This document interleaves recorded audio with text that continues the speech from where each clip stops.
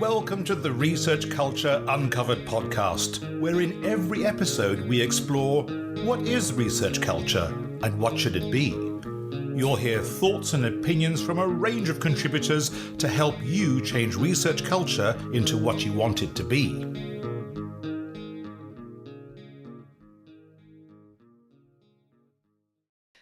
In this podcast episode, we are hearing from Dr. Hema Viswambharan, a senior scientist in cardiovascular and diabetes research at the University of Leeds.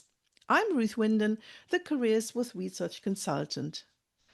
Hema and I have known each other for many years and collaborated on a number of careers projects. We are both working parents, and both of us always wanted a rewarding career and also have children.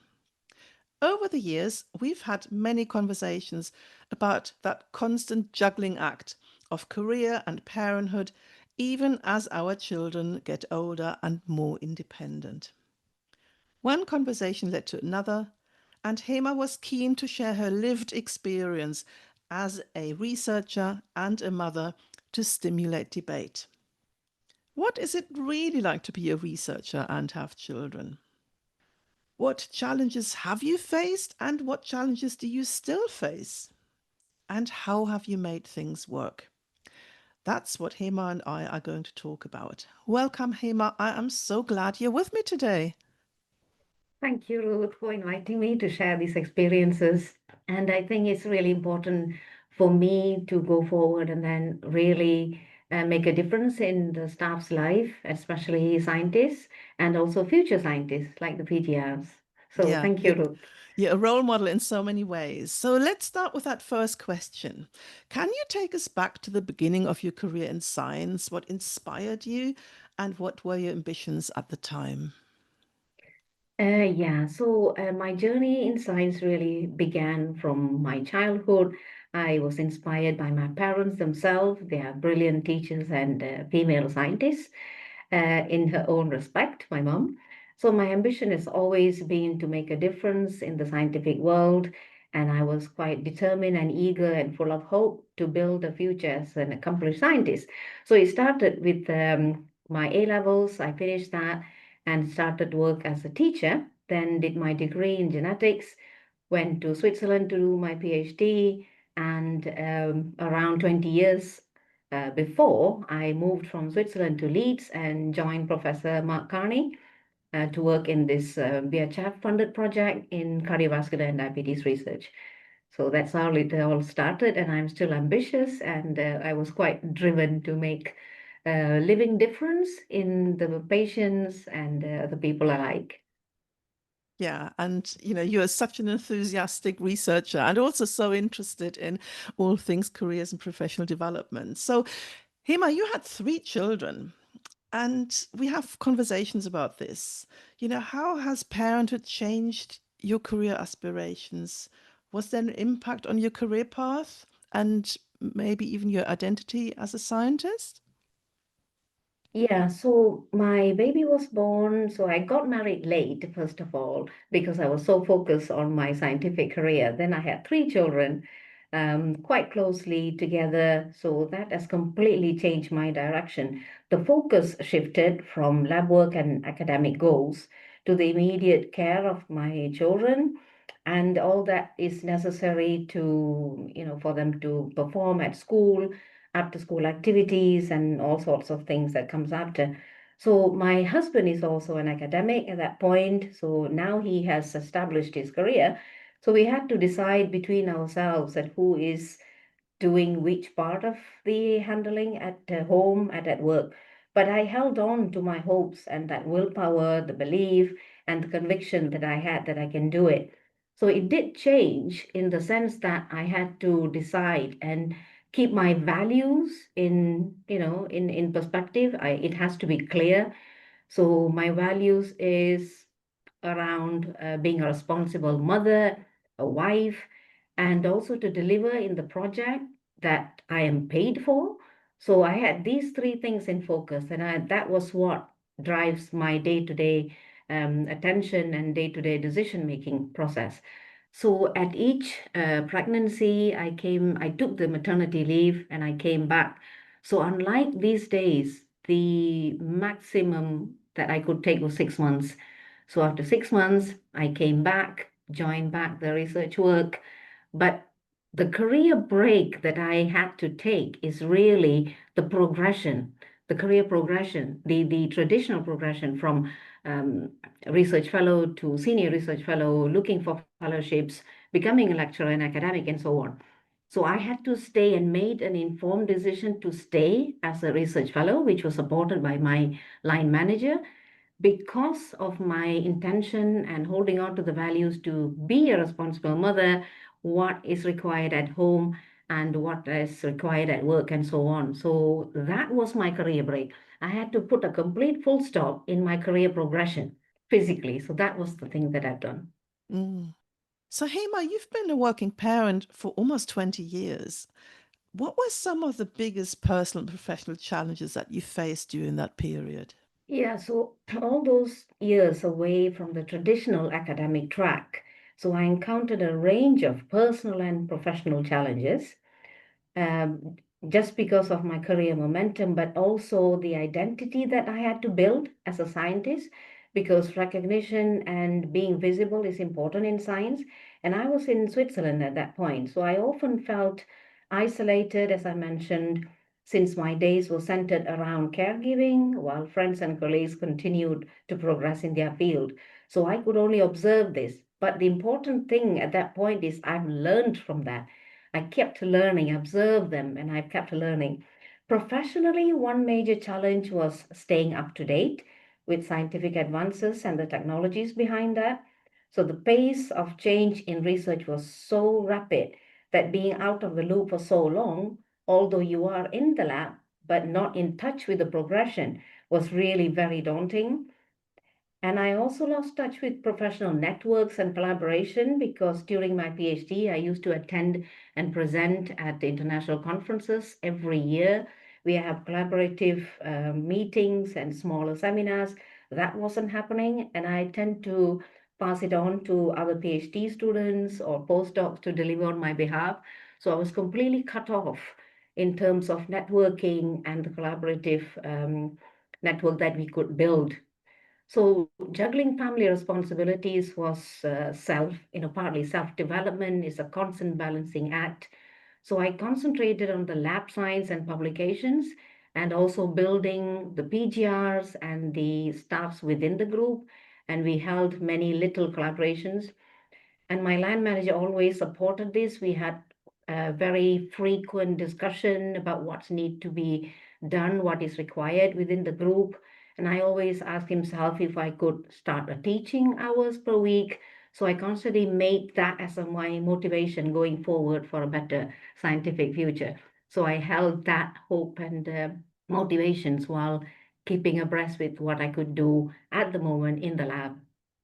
Yeah. And I know you're someone who's always been keen on her professional development and always engaged since I've known you here at Leeds, always really engaged with us to learn and grow and yeah, develop obviously as a scientist, but also as a colleague. So Hema, you mentioned that you stayed connected. You overcame that sense of isolation as a mother through university professional development programs. That's how we met each other, and we've worked together Yes. on these. Can you tell us more about how you engaged with these opportunities and what impact they had on your confidence and your skills? Because that seems to be, in your message, that when you become a working mother, a working parent, and you have to change the activities that you can take part in, you feel left out from things. You can't go to the conferences as much as before. That had an Yeah. impact on your confidence. How did you set this all up, and how did you make time for all this? Because you had so much on at the time. Yeah, so although I wasn't able to work full time as a scientist that I hope, I was determined to stay connected to my academic roots, and I kept my skills sharp by taking advantage of the university's personal development program that was run by STDU at that point, now is ODNPL. So these programs offered, most importantly, very flexible option, short workshops, online courses, seminars, and that I could fit around my daily lab work. So, for example, I have incubation periods and running an equipment for a certain length of time. So that is when I try to slot this in. So in 1 hour, I could just dash over to Parkinson Court and come back and continue with the work. So every time was filled up, and I used to listen to TED Talks and motivational talks. That I tend to do when I'm cooking or cleaning or the random mundane houseworks in between, for example. So it just kept abreast by developing all sorts of skills that I could develop myself. That includes teaching, coaching, and mentoring, for example, time management. And the emotional intelligence was one of the things that I was really hooked on to, and I still do. And then on top of that, I, make sure that I've delivered on all the requirements from my BHF funded projects. And together we could go on and secure the next round of grants and supporting the students and the postdocs going forward. So the social aspect was really important. I engaged with a network of other workshop attendees, for example. We keep up to date what they have done, how I have progressed, and what I have learned. And from one technique of skill set, we developed something else. And I've also used to attend seminars from across the faculty.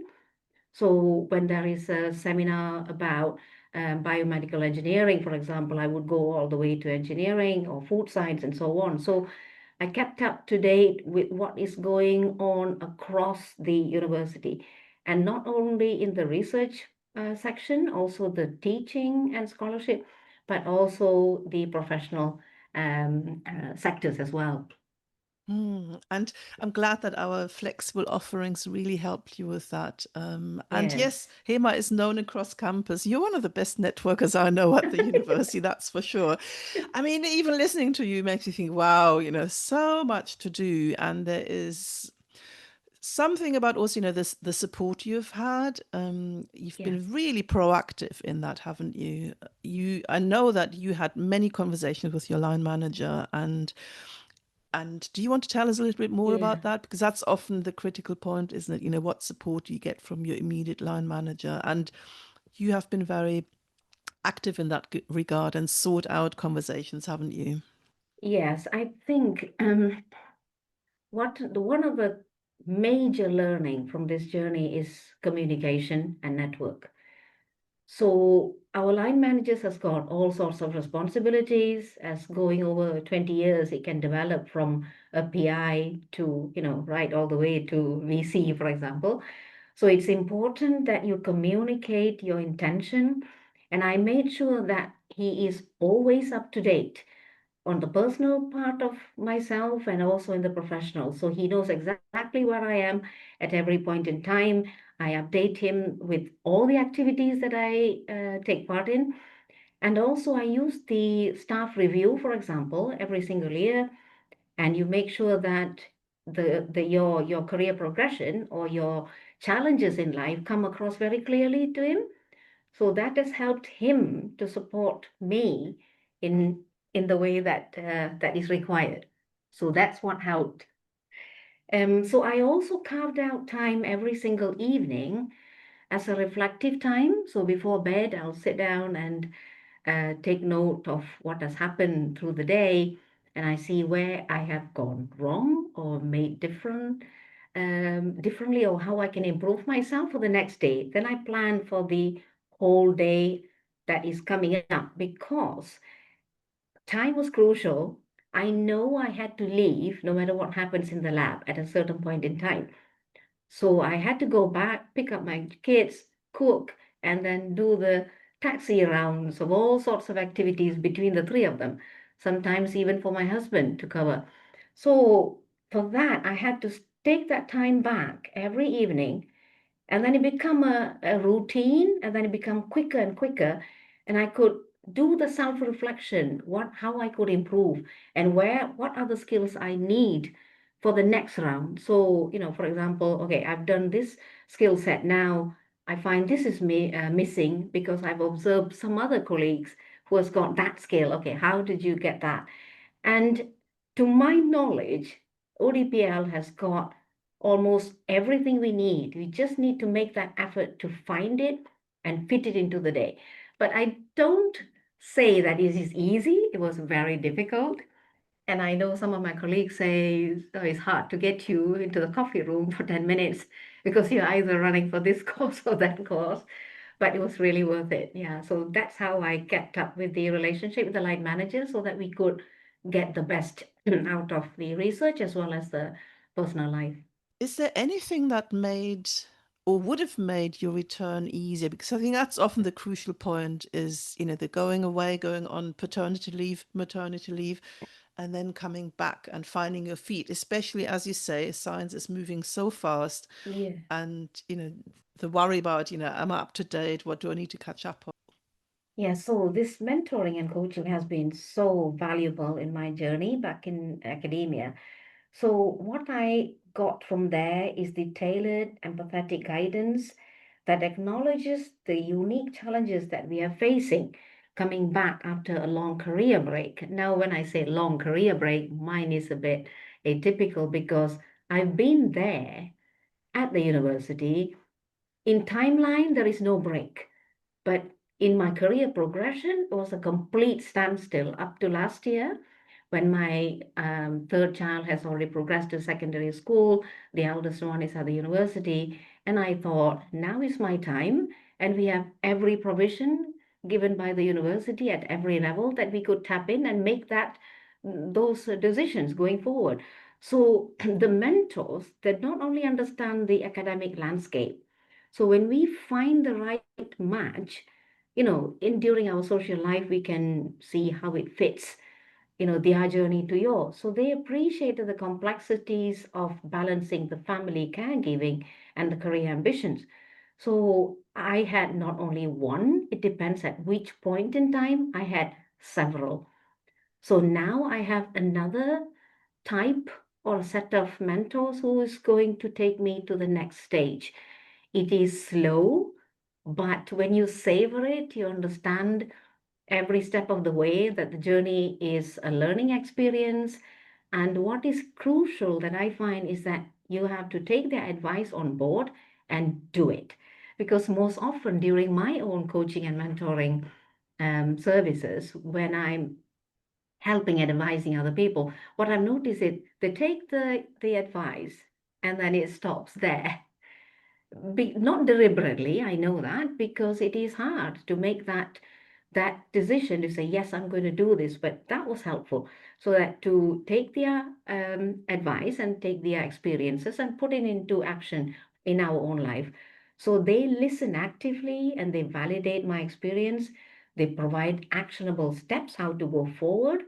And that is what made a difference in my life, to take that motivation, or to take that confidence to progress even after 18 years.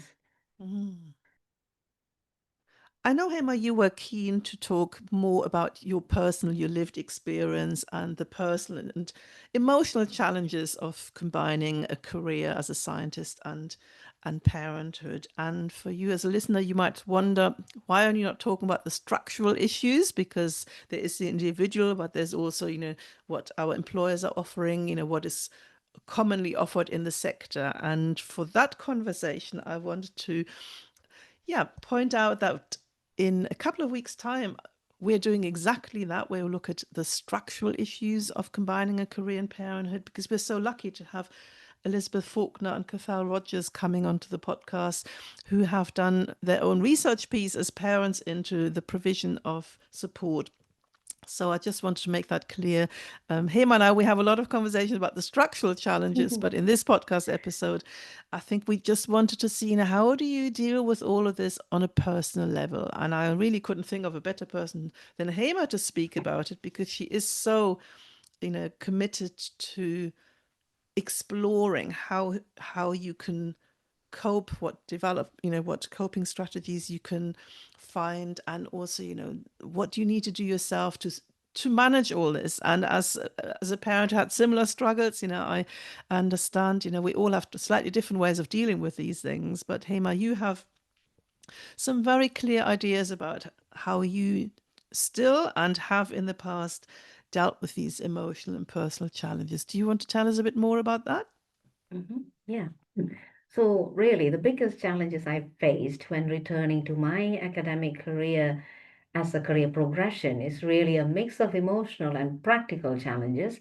And when I say practical, it's really with reflecting about it myself. Like I said, when I do that in the evening on a daily basis, you begin to see what need to be done. So emotionally, self-doubt and the fear of not being able to catch up with my peers really weighed heavily on me, and it still is in a way. So the long break made me question whether I still belong to the scientific community. Can I keep up with this rapid pace of research advancement? Now we have innovation and commercialization. That's another new avenue that I found out. And it's really both exciting and actually quite opening up new doors as well. But at the same time, this feeling, can I do it? Can I not do it? Is that, am I cut off for this? Is still always there. So practically juggling family responsibilities, especially when my children, especially the eldest one, was born premature. And that took a lot of emotional and headspace out from research, thinking this is more important, but I need to keep up doing my scientific career as well. So that was a really big drain. But reflecting it on a practical way, what can I do when managing the time and the childcare and the access to the resources was difficult, but it didn't go without a strong support network. So I have the network, when I say network, with my husband, but mainly among friends and colleagues. We talk and learn from each other, and that was so crucial. So to overcome these barriers, I deliberately took small steps and I kept my dreams alive, imagining it. I'm also a positive coach. So, motivational coach, if you wanted to say it. So that is what I applied to myself. And you kept on with that belief, and I developed a routine. When you have routine, as children, even, they learn the best when you have routine. And we too, as adults, need to have some sort of routine. When we have that, the psychology behind it is that you know what's going to happen and you know what worked. And that's where you slowly build that confidence and give yourself that time. I sought out mentors and coaches, and Ruth, you're exceptional on that. So I owe you a big one, definitely. So that is what that kept me going. So understanding that situation and providing the encouragement and the practical advice. So the flexible working arrangement with the university, when they first launched it, I took it immediately, discussed with my line manager. That helped as well. And that is where you get that routine between a balanced work life and a family life. So I never needed to take the work home, because anyway, when I get home, there's no way of doing it. But it was like building a career after a break is like a marathon and not a sprint. And I learned how to give myself that time to do it. And also it helps. You're such an early bird, aren't you, Hema? I know.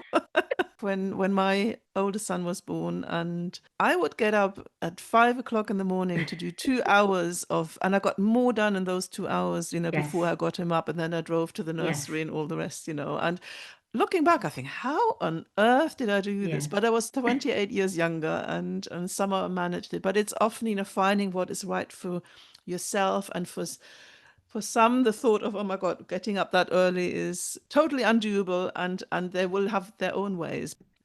Hema, what is your advice for parents returning to work after a career break? yes. So anyone returning to academia after a significant break of any sort, when I said break, any sort at all, Mm. either academically or mentally, especially those who are balancing multiple responsibilities, the key advice is to really be patient and kind to yourself. Understand the strength and even your weaknesses. When I say weaknesses, maybe a lesser strength. So understand that returning is a process that really takes the time. And that process may be slow at times, but it is a powerful teacher. The experiences are powerful teachers, and it pushes us forward. So it's crucial to actively seek out and take the advantages of the personal development opportunities, which is what we are all about at the university, training, workshop, courses. Now we have LinkedIn Learning courses, we have Coursera. We have so much valuable resources. It's just fitting that time in. And networking is so important. Like Ruth, I've learned this from you, and also part of the commercialization route, LinkedIn, it's so valuable. So we have to build that strong network support connection that's so important, mentors or coaches or peers that understand that our unique challenges can offer different sort of guidance and encouragement. So we say experience is something of a really good teacher, but we can't experience everything. We can learn from the others and learn what we should do and maybe learn what we shouldn't do. I think that's really important to understand, and that will help us to keep that balance. You mentioned about me getting up early, you're getting up early, but then it goes back to routine. So once you set a routine, taking the time to find what routine fits you, it'll become so easy. And then you don't think, you just deliver it. That's when you begin to see the differences and your progress. So, most importantly, believe in the value that our experiences give outside academia. And those skills are developed during our break time. When we take that break, the resilience, multitasking, problem solving, we do things without thinking and we do things without realizing actually we are good at it. And that is what gives us the cutting edge where, we can perform better than those who haven't taken that break. So keep your passion alive, set realistic goals, you celebrate small wins. I have my own way of celebrating small wins. And that's also something I do at the end of the day, rather than thinking what goes wrong, what I have achieved today. That's something I've learned from my mom. She always say, go back and see one or two things that you have made a difference in somebody else's life. That's fantastic because success is different. For a baby, a success is maybe from crawling to walking or standing, and it's different. We cannot compare. I don't judge and I don't compare. That's what would be making a meaningful and successful and fulfilling career forward. I can so see what a coach you are, Hema, and you're applying the coaching to yourself. I mean, what resonates with me is this, be kind to yourself. Because I think one thing, and we won't go into this because otherwise it will be a very long episode, is, dealing with guilt. Because you always feel when you're at that stage, that really frantic stage, the early years, you always Yes. feel like I'm not doing enough as a mother or parent, and I'm not doing enough in my job, and we are, we do it all, but it, Yes. it feels different, doesn't it? Yeah. And the being kind to yourself. And for me, it's also, we're all so different. For some of you, the thought of getting up so early as Hema and I do might be really not the kind of thing that works for you, and that's absolutely fine. I think we all we experiment and we find ways of doing Yes. it. And for me, and that's the reason also why we wanted to have this on the podcast, is the normalizing the conversations, because there are many colleagues who are parents, and we're all loving it, and we're also having challenges, and we can learn from each other, and also knowing, I'm not the only one who's struggling with this, or I'm not the only one who doesn't know what to do, because that's the journey as a parent, isn't it? So thank you so much for being so open, Hema. And I just wanted to ask you for your wisdom. If there was one tip you would give to either people thinking about having a family, or people who are already parents and are straddling the career and the parenting piece, is there one tip you can give people? What would make sense for them to consider? So one thing I could suggest is, which I did, is really to find the like-minded people who's got a similar kind of experience. And when you talk to these people, especially those who have successfully come out to the other end, there's a lot of things that in the past that they would share with you, and then you would reflect that upon yourself, and you can see how I can apply in my life based on what they have done.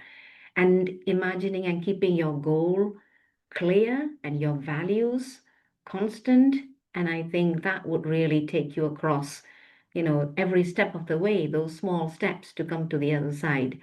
So we need that support, that network. And it doesn't have to be everybody that you meet. You would see and feel immediately who you latch on to. I mean, you are who you are with.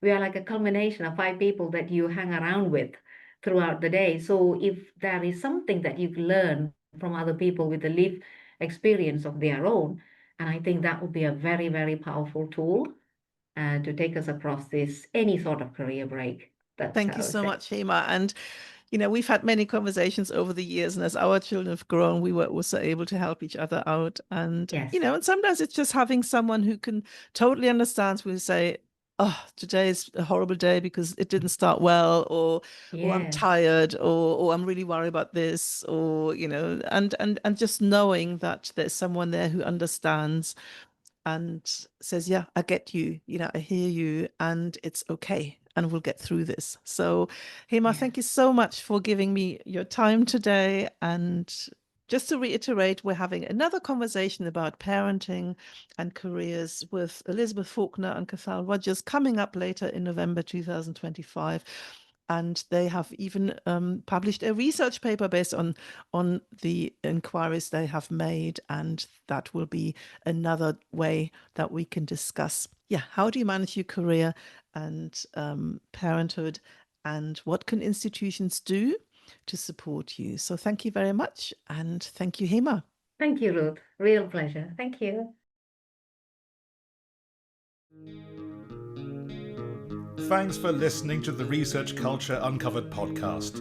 Please subscribe so you never miss out on our brand new episodes. And if you're enjoying the discussions, give us some love by dropping a 5-star rating and written review, as it helps other research culturists find us. And please share with a friend and show them how to subscribe. Thanks for listening, and here's to you and your research culture.